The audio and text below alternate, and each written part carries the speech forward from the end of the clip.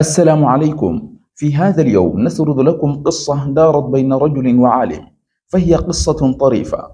روي أن عالما دعي لمحاضرة دينيا في إحدى القرى النائية، فذكر في صياغ بيانه الحديث الذي يحذر من تقليد الأمم الأخرى، حتى لو دخلوا جحر ضب لدخلتموه.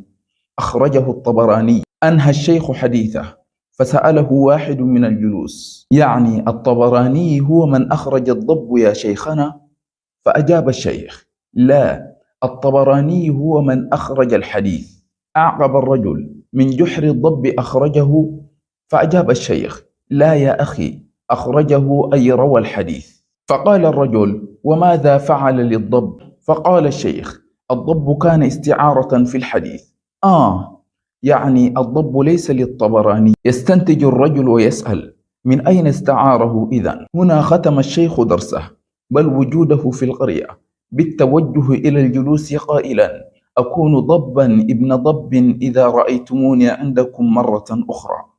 والسلام عليكم ورحمة الله تعالى وبركاته.